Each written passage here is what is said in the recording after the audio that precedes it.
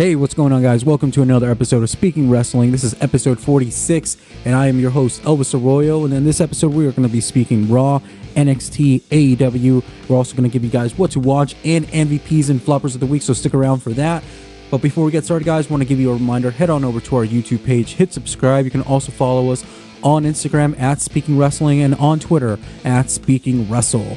Alright, guys, so let's get into it. The biggest news of the week definitely has got to be that Brock Lesnar, the WWE Champion, has entered himself into this year's Royal Rumble live in Houston, Texas. And a very heavy stacked Royal Rumble already set to be, as half of the roster has already been named. This is gearing up to be one of the best Royal Rumbles so far, and with Brock Lesnar entering as the number one entrant, definitely it's got to be interesting with every entry that comes in to face the Beast incarnate Brock Lesnar. Awaiting them should be interesting. Can't wait to see guys from NXT, SmackDown, people that have never gotten an opportunity to go up against the Beast Brock Lesnar. Should be interesting. Maybe an opportunity for the higher ups in management to see someone rise up to the opportunity. And because WrestleMania is around the corner, the winner of the Royal Rumble match is guaranteed a title opportunity at this year's WrestleMania, that be from NXT, SmackDown, or Raw. Now, the big question is, guys, who do you think will be the winner for this year's Royal Rumble? There's some names already rumored to be winners already, like Roman Reigns is one of the big names out there. Maybe some returns. What do you guys think? A legend like Edge, who's been rumored to be coming around, or CM Punk, he returned over to Fox to do WWE Backstage. Could he be back for the Royal Rumble? We had John Morrison, Sheamus, the Usos recently just come back, and we also had the return of the Big Show this past Monday night on Raw. Who else would come back? Who's going to win the Royal Rumble? I'm going to give you guys three names who I believe are going to be the winners of this year's Royal Rumble. You definitely got to believe that in WWE, anything is possible. So you know that they're going to probably find a way to get a storyline out of who's going to eliminate Brock Lesnar, not just win the Royal Rumble match. And I really believe that this year, who I think will eliminate Brock Lesnar in the match is going to be Shorty G, Chad Gable, because I already think there's a matchup and a great storyline set in stone. Definitely the Beast going up against Shorty G. They've been making fun of Shorty G for the past several months. Definitely he's embraced who he is, and I think right now would be a good opportunity, but not just the character, is the matchup would be great, especially with the background of these two. Brock Lesnar being a former two-time NCAA champion in wrestling, and also Chad Gable, who's competed in the Olympic Games himself. I mean, right there, it's a perfect matchup written in. Definitely, again, the story should be great. I think Chad Gable winning the Royal Rumble or eliminating Brock Lesnar in the match and then creating a moment for him to challenge him, I think would be great. Another name is Drew McIntyre, and by the recent actions of himself the past couple of weeks, he's definitely stepped up his game in quite ways that we have not seen him. I mean, he's always been the guy who steps into those ropes and tears it up, but as of late, he's been giving it more effort, and the crowd's really taken to him. Definitely could be a great opponent for the Beast Brock Lesnar. But I think another name out there who deserves another title shot for that WWE Championship is Kofi Kingston, who I believe has been my pick to win the Royal Rumble, because I believe Kofi Kingston is the perfect opponent to get another title shot against the Beast Brock Lesnar at WrestleMania, a place where Kofi Kingston has proven to be successful. So should be interesting. Again, like I said, Roman Reigns is one of the top favorites, but I believe with him and Daniel Bryan telling the story with The Fiend, they've already planted some seeds, especially Roman Reigns saying that he is going to win the Royal Rumble and be at the main event at WrestleMania. Daniel Bryan saying that he's going to become the Universal Champion at the Royal Rumble. Therefore, they're looking for a meeting, those two already set in stone at WrestleMania. It's up to them and what comes out of this year's Royal Rumble, if that will come into fruition. And with the big returns this week of the Big Show and John Morrison, Royal Rumble season is here. Things are heating up in the WWE, and things are looking great. I gotta say, I gotta say that the last few weeks I'm enjoying SmackDown a little bit more. And Raw has been a great, terrific show. Definitely, once again, featuring a lot of their superstars. We're getting to see those big matchups. Like I said, the Big Show was in a 6-man tag team match with Kevin Owens, Samoa Joe versus AOP and Seth Rollins. So that was a great matchup there. Drew McIntyre was in action. Aleister Black picked up a victory. And furthering along the storyline with Buddy Murphy after he was attacked after the big win there. Good stuff. Otis and Mandy, I think love is somewhere in the air for there. Good stuff there. It's one of my favorite segments of SmackDown. Give me more Otis and Mandy, please. And I gotta say, Bray Wyatt and Daniel Bryan, their story is definitely heating up with the mind games that the Fiend is playing right now on Daniel Bryan this past SmackDown, giving a dead rambling rabbit to Daniel Bryan. I mean, there's got to be something in that story. Rambling Rabbit has got some inside details about Bray Wyatt and the Fiend and what's their connection with Daniel Bryan. Why is he obsessed with wanting to silence Rambling Rabbit?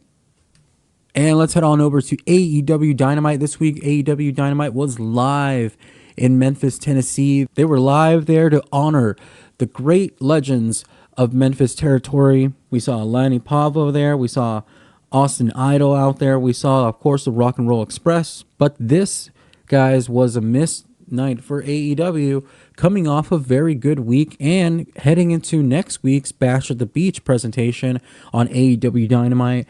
There's, again, mishap, guys. They ran the same angle 3 times. Of course, we all know that there's the Dark Order, there's the Nightmare Collective, and there's the Inner Circle, all trying to recruit, a specific superstar in the AEW roster. Nightmare Collective playing games with Chris Statlander and ruining a great women's match there. I'm not really sure where this is really going. Some people might say that this is just giving more characters to the women's division. I don't think this really helps right now at the moment, establishing this cult figure type of stable. I think you got to give it to the women right now. It's an era of the women's wrestling, not getting caught up in this story, because it seems like all the women in the AEW division are all going towards this one storyline pertaining the Nightmare Collective, which, again, that hasn't made any sense since it's debuted on AEW TV.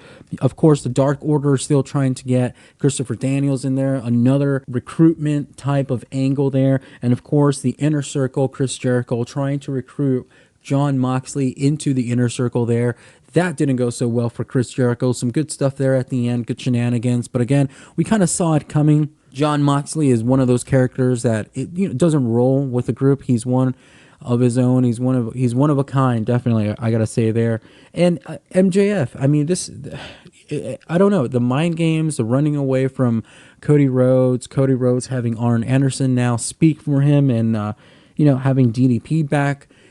Where the fuck is the correlation between this MJF and Cody Rhodes storyline? It's not making any sense, and only one can hope that next week's AEW Dynamite Bash at the Beach would be much better than this week's episode. That's all I gotta say about that. NXT this week, great show, great action, but of course, standout presentation of this show was the women's division. I gotta say, number one women's division in all of professional wrestling, guys, is here in NXT. And I gotta say, go and watch the opening segment and the opening match of this week's NXT episode, which featured all the women, featured Rhea Ripley coming out, the NXT champion, women's champion, and brought out Toni Storm presenting a challenge to the new champion, which then brought out the NXT UK Women's Champion, who will be this weekend and defending that Women's Championship on NXT UK Blackpool 2. Some good stuff here. I gotta say, this is a much better presentation of how you want to present the women. I gotta say, in the opening segment, you got to see and hear everyone's character. If this was your first time tuning into an episode of NXT, you get an idea of a little bit of the personalities of all 6 women that showed up out there. Great stuff there. But again, this was another great episode which featured Johnny Gargano finally going one-on-one on the microphone with Finn Balor. Great stuff there. Finn is just incredible, man. I gotta say, when he's on as a heel, he is great, man. I mean, he's just so great on the microphone, which is crazy to say, because he's been almost he's 5 years into WWE, 6 years, and he's not really known as a mic guy. But man, turn him heel, and the guy is amazing cutting these promos, just shooting down Johnny Gargano. I mean, just good stuff. It's all building up to what's going to be a phenomenal one-on-one matchup at NXT TakeOver Portland. Matt Riddle and Pete Dunne are entering into the Dusty Rhodes Tag Team Classic. Good stuff there. Alex Shelley is also entering into the Dusty Rhodes Classic as he's teaming up with Kushida. It should be interesting pairing there. This is turning into a great tag team tournament already, guys.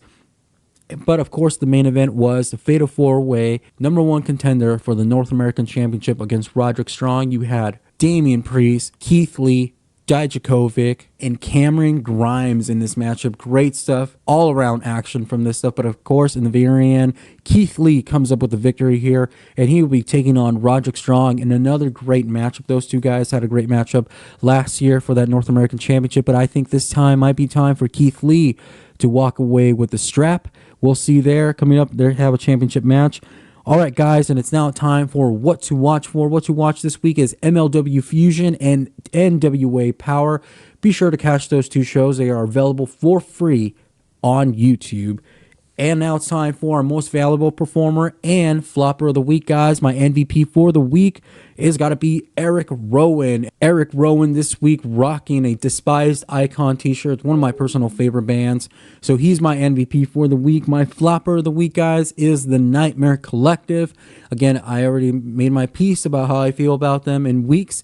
And again, I am going to say I do not get where this is going. And that's been my MVPs and floppers for the week, guys. Thank you so much for joining me on another episode of Speaking Wrestling. This has been episode 46. Be sure to check previous episode, guys, which are available for free on YouTube and wherever you listen to podcasts. Be sure to subscribe on YouTube. You can find us and looking us up at Speaking Wrestling. Also, you can follow this podcast and get in contact with this podcast over on Instagram at Speaking Wrestling and on Twitter at Speaking Wrestle. Thank you guys so much. Have a great week, and we'll see you next time.